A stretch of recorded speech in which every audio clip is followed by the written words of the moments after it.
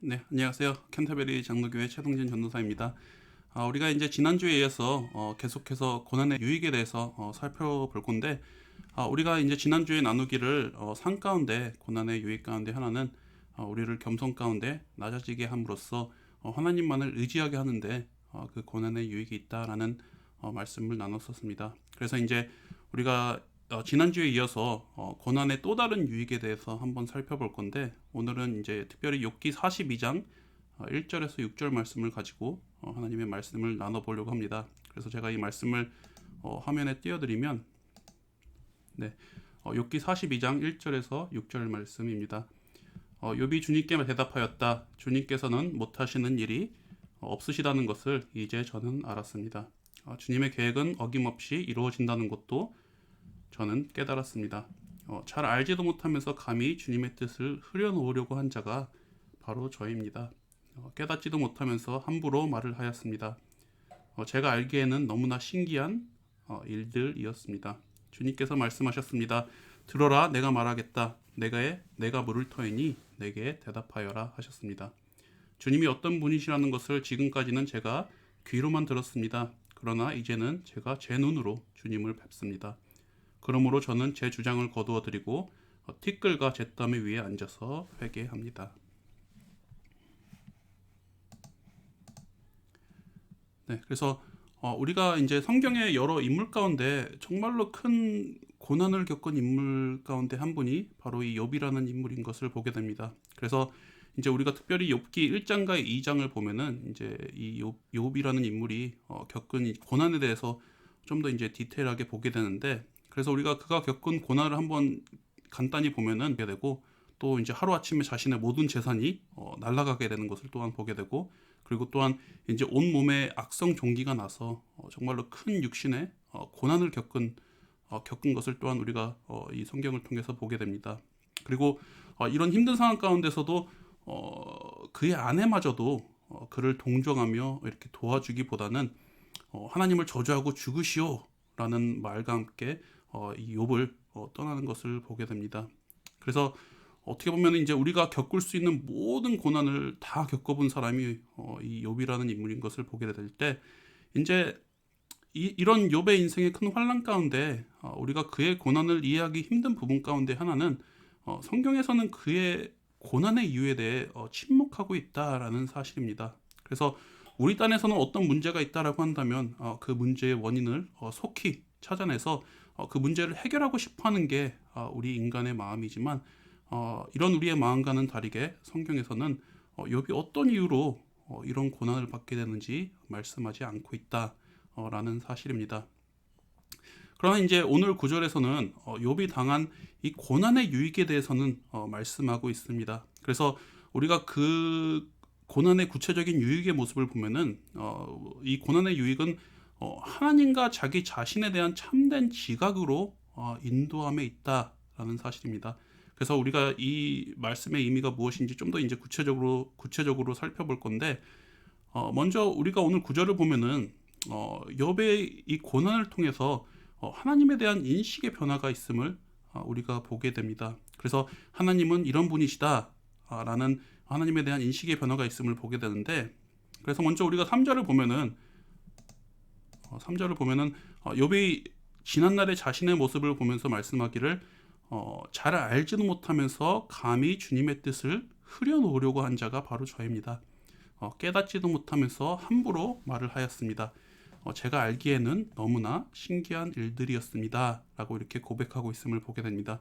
그래서 특별히 우리가 3절 초반에 보면은 잘 알지도 못하면서 라고 이렇게 고백하고 있고, 그리고 3절 마지막 부분에서는 제가 알기에는 너무 신기한 일들이었습니다 라고 말씀하고 있는 것을 보게 되는데, 이제 이 말씀의 의미는 내가 하나님의 피조물로서 하나님의 그 크며 오묘하신 지혜와 섭리를 완전히 이해할 수 없는 제한적인 존재입니다 라고 고백하는 것과 마찬가지입니다. 그래서 이제 이런 맥락에서 이 3절 중반부에서 욥이 말하기를 감히 주님의 뜻을 흐려놓으려고 한 자가 바로 저입니다. 깨닫지도 못하면서 함부로 말을 하였습니다 라고 말씀할 때, 이는 하나님의 그 오묘하신 지혜와 섭리를 내가 완전히 이해할 수 없음에도 불구하고 제가 마치 하나님의 섭리를 아는 것 마냥 그렇고 이에 반문까지 했습니다 라며 자신의 지난날의 어리석음을 고백하는 내용이 바로 이 3절의 내용인 것을 보게 됩니다. 그래서 우리가 그 예로 욥기 9장 22절과 24절을 보면은 욥의 이런 지난날의 모습을 잘 나타내고 있는 것을 보게 됩니다. 그래서 저희가 이 구절을 화면에 띄워드리면 9장 22절에서 24절의 사절을 보면은 나에게는 모든 것이 한 가지로만 여겨진다.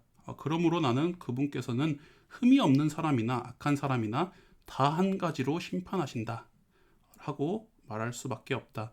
갑작스러운 재앙으로 다들 죽게 되었을 때에도 죄 없는 자마저 재앙을 받는 것을 보시고 비웃으실 것이다.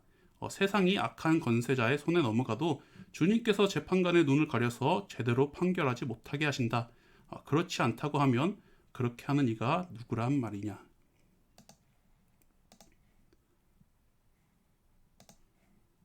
그래서 우리가 이 구절을 보면은 이제 욥이 이제 말씀하고 있는 내용은 특별히 자기가 고난받을 이유가 없음에도 불구하고 고난받는다는 것은 하나님이 불공평하기 때문에 그런 것 아닙니까?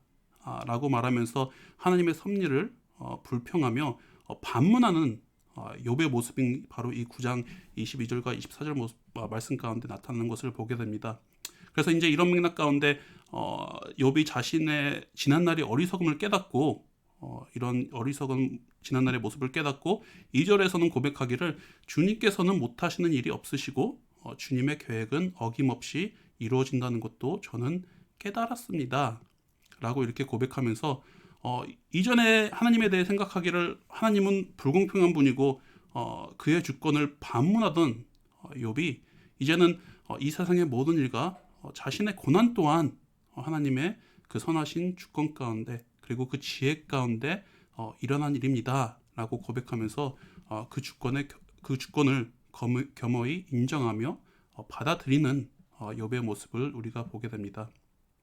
그래서 이러한 하나님에 대한 욥의 인식의 변화가 우리가 오늘 본문 5절에서 아주 잘 정리되어 있는 것을 보게 됩니다. 그래서 5절에서 욥이 고백하기를 제가 이전에는 귀로만 주를 들었으나 이제는 제가 눈으로 주님을 뵙습니다 라고 말씀하고 있는 것을 보게 됩니다. 그래서 말인즉 이전에는 내가 하나님을 머리로만 알았다라고 한다면 이제는 하나님을 좀 더 깊이 지각함으로써 하나님을 좀 더 깊이 체험하게 됐습니다 라고 말씀하는 것입니다. 그래서 우리가 결과적으로 이 구절을 통해서 보게 되는 이 고난의 유익 가운데 하나는 하나님에 대한 인식 변화와 함께 하나님을 좀 더 친밀히 그리고 좀 더 깊이 경험하고 체험하게 되는 그런 유익이 있음을 우리가 바로 오늘 구절을 통해서 보게 됩니다. 그리고 이제 여기서 발견하는 또 한 가지 이제 흥미로운 사실은 욥이 하나님을 깊이 알아감으로써 자기 자신에 대한 인식 또한 변화된 것을 우리가 보게 됩니다. 그래서 이전에는 하나님의 섭리에 대해서 질문하면서 어떻게 내가 하나님 앞에 잘못한 것도 없는데 왜 이런 나에게 고통을 주십니까? 라고 하면서 하나님께 반문했던 욥이 이제 6절에서는 고백하기를 하나님 앞에 회개하면서 말씀하기를 티끌과 잿더미 위에 앉아서 회개합니다 라고 말씀하고 있는 것을 보게 됩니다. 그래서 이제 티끌과 잿더미 위에 앉아서 회개한다라는 이 말씀의 의미가 뭐냐면 아무 쓸모도 없는 게 이 먼지와 잿더미인 것을 보게 될 때 내가 이 한낱 쓸모없는 먼지와 잿더미보다도 못한 자입니다 라고 고백하는 게 바로 이 6절의 내용인 것을 보게 됩니다. 그래서 이제 이런 욥의 모습을 통해서 우리가 발견하는 신앙 성숙의 모습 가운데 하나는 하나님에 대한 인식은 더욱더 커져지고 깊어져가는 반면에 내 자신이 얼마나 하나님 앞에 부족하며 연약한 존재인지를 깨닫게 되는 데 있다라는 사실입니다. 그래서 이런 맥락에서 박영돈 교수님이라는 분이 그가 쓰신 책에서 켈빈의 글을 인용하면서 하신 말씀이 있는데 제가 이거를 화면에 잠깐 띄워드리면 이렇게 말씀하십니다. 켈빈에게 영적으로 성숙하다는 것은 자신의 부패성에 점점 더 예민해짐을 의미한다. 더 은혜가 충만해질수록 하나님께서 요구하시는 성결의 높은 수준을 더욱 선명하게 보게 되며 동시에 상대적으로 자신의 이룬 거룩함과 거리가 멀다는 것을 점점 더 깊이 인식하게 된다. 그러므로 은혜 안에서 성숙하다는 것은 자신의 불완전함을 더 깊이 절감하며 생생하게 볼 수 있는 겸손의 밑바닥으로 점점 내려가는 것이다.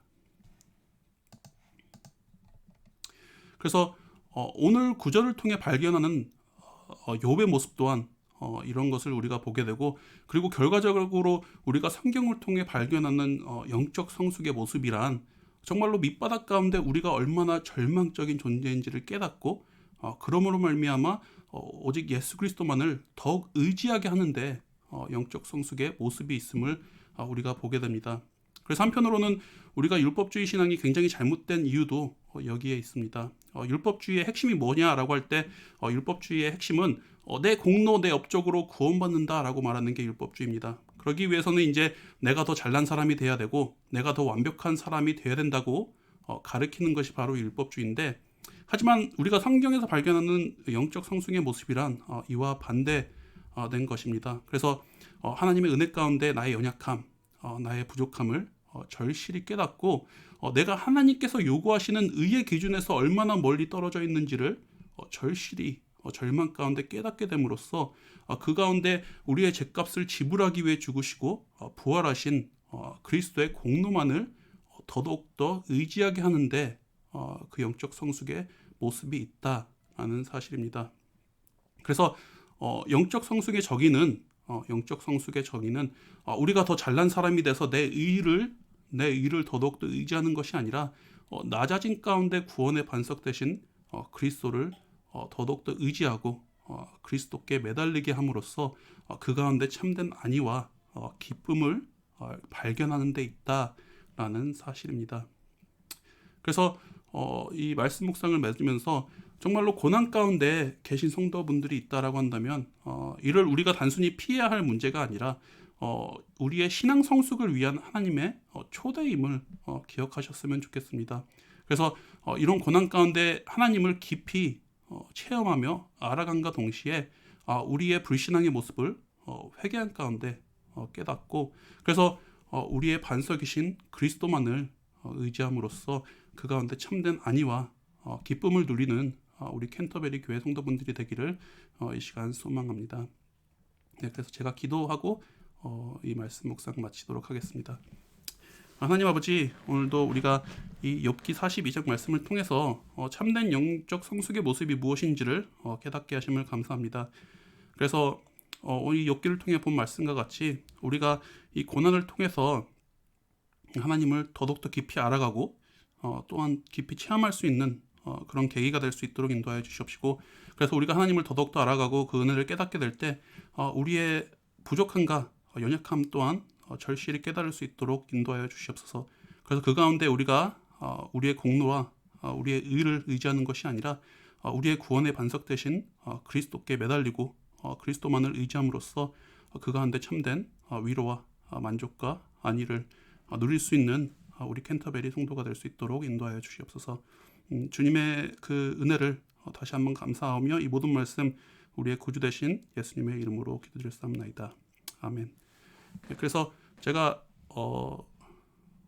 이 말씀과 관련돼서 이제 찬송가 하나를 준비했습니다. 그래서 우리가 이제 우리 보통 모닝 서비스 때도 이제 예배 끝나고 나서 이렇게 데이빗 목사님께서 리플렉션 힘을 이렇게 올려주시는데 이렇게 이 말씀 묵상에서도 그렇게 하면 좋을 것 같아서 제가 지금 찬송가 하나를 준비했는데, 네, 제가 이것을 화면에 틀어드리고 말씀 묵상 마치도록 하겠습니다.